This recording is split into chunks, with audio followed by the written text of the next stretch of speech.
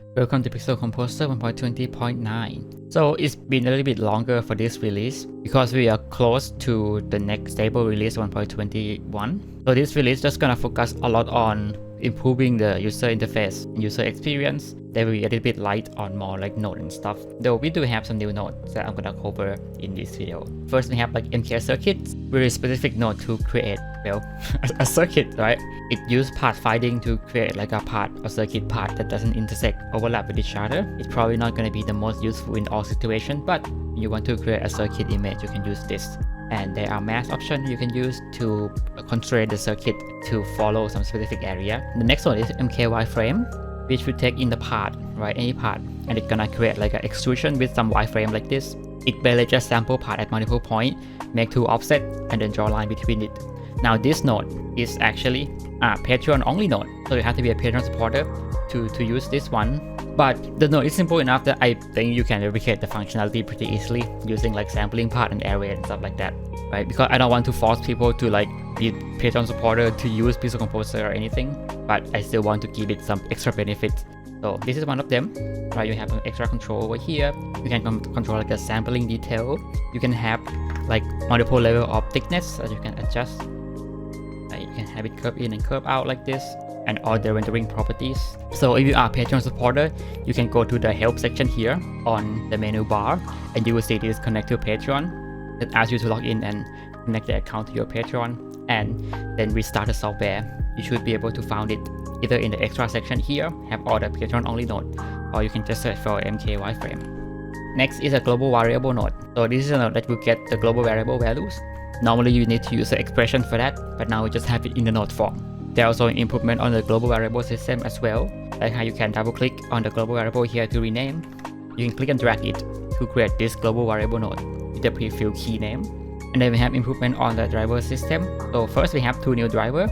Here we have the bounce driver and we have the elastic driver. The bounce driver will just create a bouncing animation, right? Just check the graph here, you can see it just gonna bounce the interpolation, and the elastic will just like overshoot the animation, right? So now you can add this type of effect without having to add multiple keyframes, right? And you can control like the amount of bounciness, the amount of elasticity, the spacing, or the property here, right? And then you also have the ability to apply driver to multiple keyframes as well, so that you can apply like, like in this case, a bounce effect to all the transition. Now the bounce effect will only work with the in-between keyframes. Here I put the bounce effect in the last key, right? But since there is no animation after the last key, this driver is doing practically nothing. Then we have improvement on the at-last effector. There's new uniform inference types, so it's gonna apply effect to every single at-last. There's also a new interpolate option, so you can interpolate at-last transformation from one shape to another. Like in this case, where I adjust the influence here, you will see I interpolate the position from the first scatter to the other one. Then the canvas node got an improvement related to the animate brush. So this animate brush means that you can control the animation playback through the use of the brush. Like in this case, when I have an animation of number going from 0 to the frame index, right?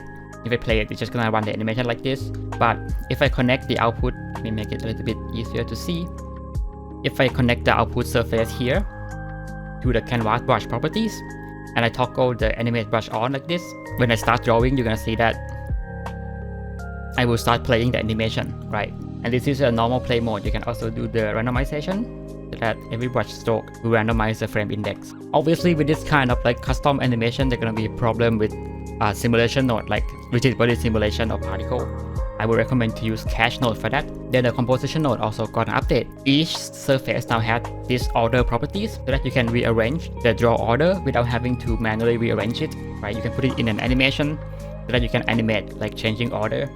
The higher number will be on top. So here, even though by the order of the layer, the circle here are on top of the square, the final image here you will see that the circle is behind the square, because the square have the order of 0, and the circle have the order of -1. If I change the order of the circle here to 1, then the circle will become on top. And of course you can animate it just like other properties, allowing you to have more flexibility in the composition animation. The composition and transform as well, you'll be able to adjust the position anchor directly in the preview panel. So this is a basic animation, right? So in between 3 points, then loop back. But now when I select the surface here, you will see the animation part show up. This line is a little bit too faded. I may have to change that. But you can click on each of these points and then change the position directly without having to like align your frame into keyframe and then make an adjustment like that. This works with the both composite node and the transform node as well.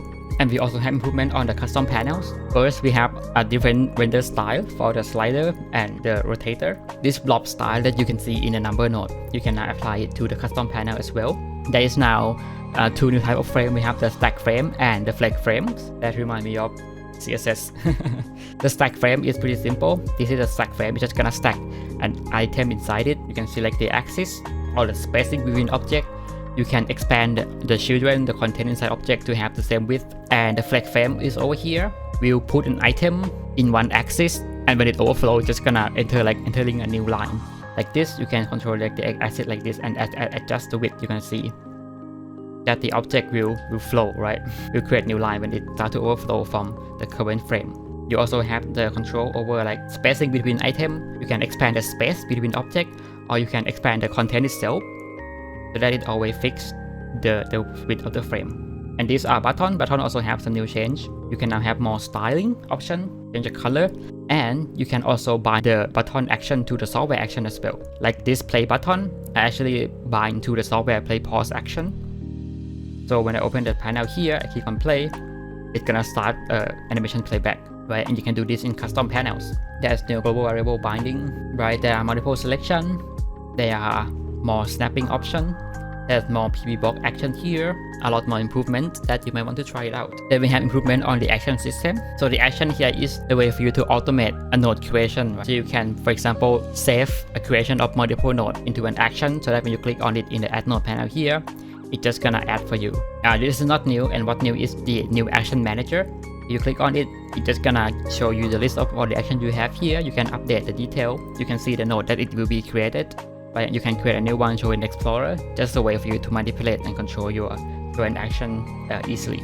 Right, then we have a smaller improvement, like the splash screen now have a search box that you can search for a recent file. You can search for a welcome file. That's a smaller user experience improvement across the software. And as usual, there are a series of bug fix as well. Because this build takes like 2 weeks to release, you're going to see that the bug fix is longer than usual. And I would expect it to continue in the next beta as well, because like I said, the next beta, the next release is probably going to be the 1.21 stable. So it's just going to focus on, stability, backward compatibility, project loading and stuff like that. Right, so expect it to have less big new node, new feature coming out in the next week or two. And that should be it for today's video. So thank you everyone for watching. A special thanks for Patreon supporter. As you can see, a Patreon supporter will have the name show up on the video, and they will also have an access to an extra node in the software as well. I can show you here. I try to make this node like not too detrimental to the core functionality of the software. Some of them are just like an extra generator node, extra effect node, because I don't want to force people to become Patreon supporter. I think more of the project that I show like on social media doesn't use any node that's like Patreon exclusive, right? So you're not pressured to be Patreon member like at all. So thank you everyone for watching, and see you in the next one.